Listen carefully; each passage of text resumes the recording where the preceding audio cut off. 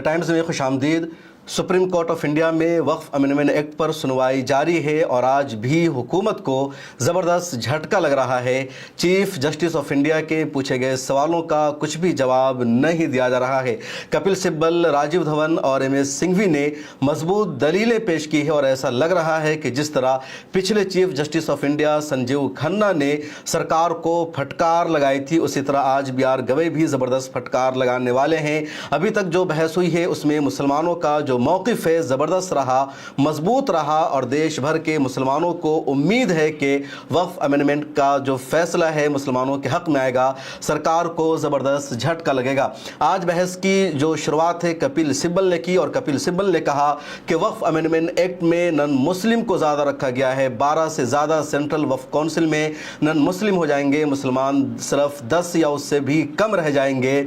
और वक्फ बोर्ड का जो मामला है मजहबी मामला है, दूसरी कम्युनिटी के मामले में ऐसा नहीं है। कपिल सिब्बल की तरफ से इस दलील को सुनने के बाद chief justice of India BR Gavai ने कहा ऐसा तो नहीं है, बल्कि सिर्फ 4 ही नन मुस्लिम मुसलमान इसमें मेंबर होंगे जैसा कि मैंने इस अमेंडमेंट एक्ट को देखा है। उसके जवाब में कपिल सिब्बल ने कहा अगर आपका ऑब्जर्वेशन ये है कि सिर्फ 4 ही नन मुस्लिम्स होंगे सेंट्रल वक्फ काउंसिल में, तो फिर आप इसकी वजाहत कर दीजिए। आप फैसले में ये लिख दीजिए कि नए वक्फ अमेंडमेंट एक्ट में सिर्फ 4 ही नन मुस्लिम मेंबर होंगे।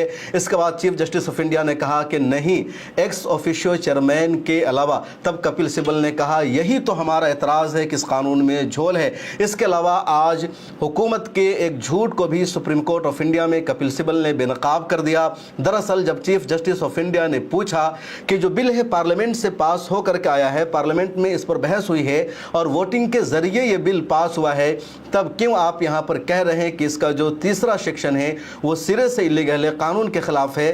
कपिल सिब्बल ने कहा कि जी हाँ, जो बिल की कॉपी सर्कुलेट की गई थी, जो मेंबर्स ऑफ पार्लियामेंट को बिल की कॉपी दी गई थी, उसमें तीसरा सेक्शन नहीं था और जो अब एक्ट बन चुका है उसमें तीसरा सेक्शन भी मौजूद है और ये सिरे से इलीगल है। ये सुन करके सुप्रीम कोर्ट ऑफ इंडिया के चीफ जस्टिस भी हैरान हो गए और कह पड़े कि आखिर ऐसा भी हो सकता है क्या? इस तरह भी लोगों को गुमराह किया जा सकता है? और ये जो बहुत बड़ा झूठ था सरकार का वो बेनकाब किया कपिल सिब्बल ने। उसके बाद कपिल सिब्बल ने यह भी दलील दी कि इस कानून में 5 साल के लिए मुसलमानों के मेंबर होने की शर्त है जबकि दूसरी कम्युनिटी में नहीं है। ऐसा क्यों है?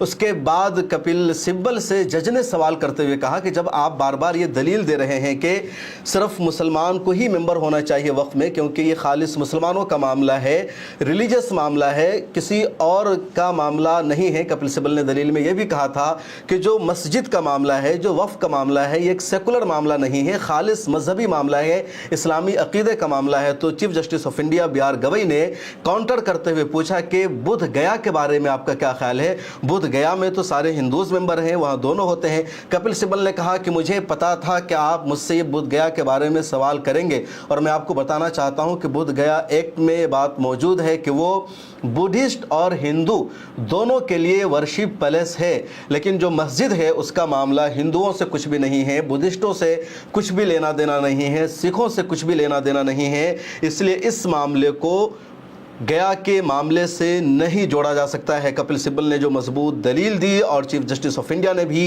इन दलीलों को सीरियस लिया। उसके बाद मशहूर वकील राजीव धवन भी सुप्रीम कोर्ट ऑफ इंडिया में खड़े हुए और राजीव धवन ने कहा कि आखिर वक्फ के मामला को समझने में इतनी दुश्वारी क्यों हो रही है, क्यों मुसलमानों के साथ ही ऐसा किया जा रहा है? कोई भी मुसलमान जब अपनी प्रॉपर्टी अल्लाह के नाम वक्फ करता है, डोनेट करता है, तो प्रॉपर्टी वक्फ हो जाती है। जिस तरह कोई हिंदू अपनी ज़मीन को मंदिर के नाम दान करता है तो मंदिर की प्रॉपर्टी हो जाती है, कभी मुसलमान उस पर दावा नहीं करता। फिर वक्फ के मामले को इतना क्यों पेचीदा बनाया जा रहा है?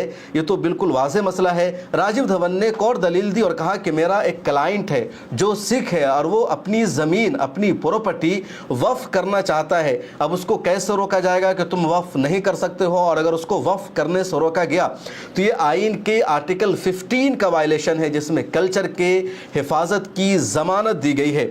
उसके अलावा राजीव धवन ने यह भी कहा कि बाबरी मस्जिद का जो फैसला आया था और बाबरी मस्जिद का फैसला कॉन्स्टिट्यूशनल बेंच ने सुनाया था जिसमें कहा गया था कि जो वक्फ अमेंडमेंट जो वक्फ है तो जो वक्फ बाय यूज़र है वो भी वक्फ का ही हिस्सा रहेगा, यानी जो भी मस्जिद की ज़मीन है, जो मदरसा की ज़मीन है, वो वक्फ की ही प्रॉपर्टी मानी जाएगी।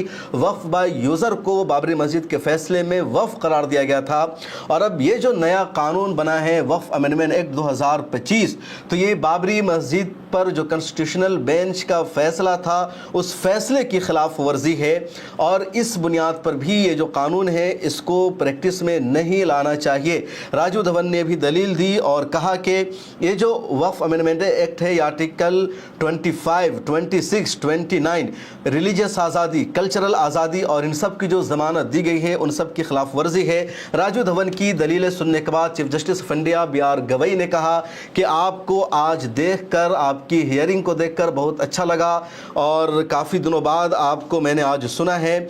बहुत ही मशहूर वकील हैं मिस्टर सिंघवी, जो कांग्रेस के भी सीनियर नेता है, उन्होंने भी कई दलीलें दी और उन्होंने सबसे पहले वक्फ बाय यूज़र का मसला उठाया और कहा कि ज़्यादातर जो वक्फ की प्रॉपर्टी है वो रजिस्टर्ड नहीं है। अब इस दलील की वजह से, इस कानून की वजह से वक्फ बाय यूज़र ख़त्म हो जाएगा और मस्जिद को ख़तरा लायक होगा। लेकिन ये कानून मंदिरों के लिए नहीं है, गुरुद्वारों के लिए नहीं है, सिर्फ इसके लिए क्यों है?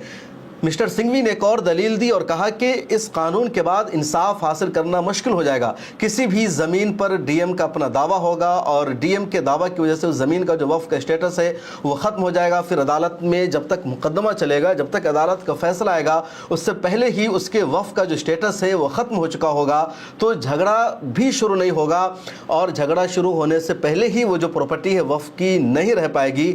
और ये जो है इंसाफ से रोकने वाला है, एक सेकुलर मुल्क में आमरीत से भी ख़तरनाक कानून है।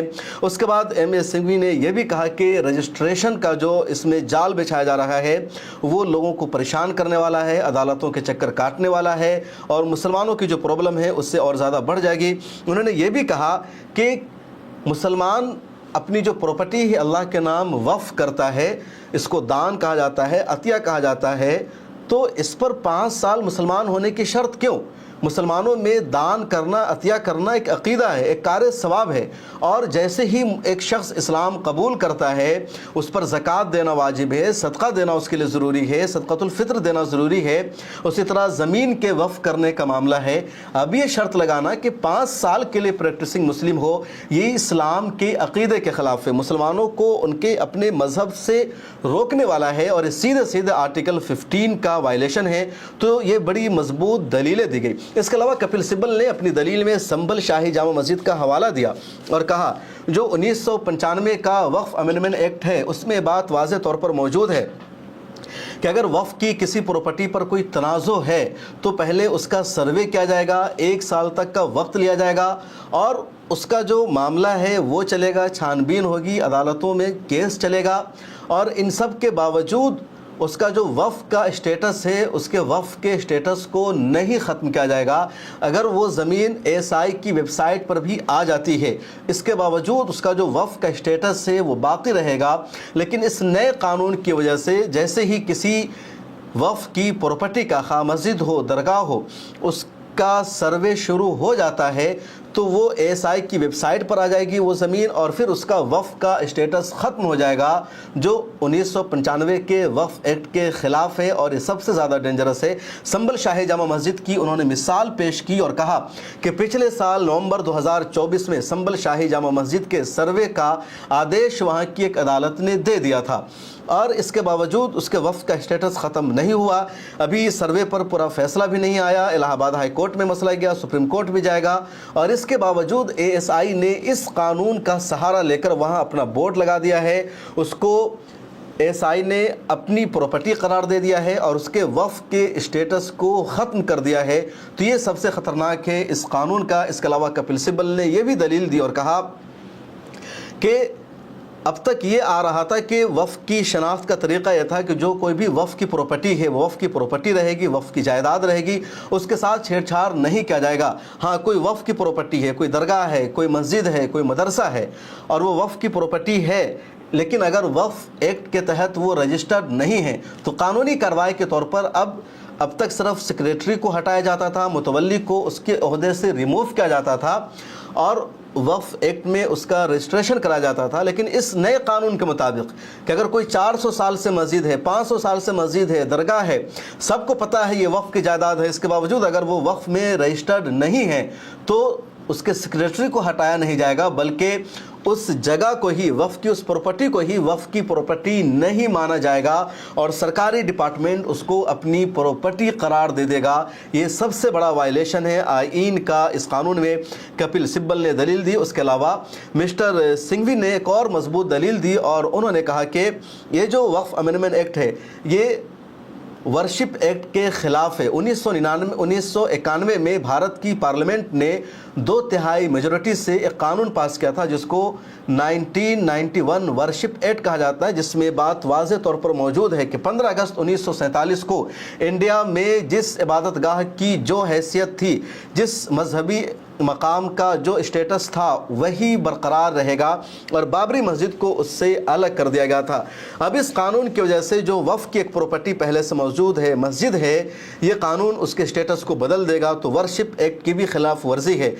आज तमाम वकीलों ने, खा कपिल सिब्बल हो या मिस्टर राजीव धवन हो या मिस्टर सिंघवी हो, इन सब ने मजबूती के साथ दलील पेश की, इन सब ने हर तरह के निकात को सामने रखा और सुप्रीम कोर्ट ऑफ इंडिया के दोनों जज यानी chief justice of India BR Gavai और AJ मसीह ने सीरियस लिया और उन्होंने साफ लफ्ज़ों में कहा कि आपकी जो दलीलें हैं, आपके जो पॉइंट्स हैं काफ़ी मजबूत हैं और ऐसा लग रहा है जो लोग वहाँ मौजूद हैं, डॉक्टर कासिम रसूल इलियास वहाँ मौजूद है, दूसरे मौजूद हैं, तो कोर्ट रूम से जो अपडेट सामने ये आ रही है कि पहले से ज़्यादा आज मजबूती से दलीलें दी गई है और BR गवई ने तमाम दलीलों को सीरियस लिया है और उम्मीद यही है कि मुसलमानों के हक़ में फ़ैसला आएगा और सरकार के पास इन बातों को जस्टिफाई करने के लिए, जवाब देने के लिए कुछ भी नहीं है। सबसे बड़ा कि सरकार का झूठ बेनकाब आज कर दिया तमाम वकीलों ने और सुप्रीम कोर्ट ऑफ इंडिया के जजेस ने भी उसको एक्सेप्ट कर लिया है, एडमिट कर लिया है कि सरकार ने झूठ बोला कि बिल की कॉपी कुछ और सर्कुलेट की गई थी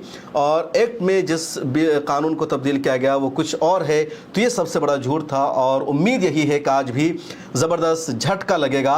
4 बजे तक का जो टाइम था वो मुस्लिम पिटिशनर को दिया गया था, उसके बाद का जो टाइम है सरकारी वकील को दिया जाएगा। खुद BR गवई ने कहा कि हमने सिर्फ 2 घंटे का वक्त दिया था लेकिन 4 घंटे तक आप लोगों ने गुफ्तगू कर ली, अब दूसरों को दिया जाएगा। एक और बड़ी खबरें जान लीजिए कि केरल हुकूमत ने भी सुप्रीम कोर्ट ऑफ इंडिया में वक्फ अमेंडमेंट एक्ट के खिलाफ पिटिशन दायर कर दिया है और केरला की हिंदू संगठन ने भी वक्फ अमेंडमेंट एक्ट के खिलाफ पिटिशन दायर किया है और यहाँ से मुसलमानों का जो दावा है और मजबूत हो जाता है।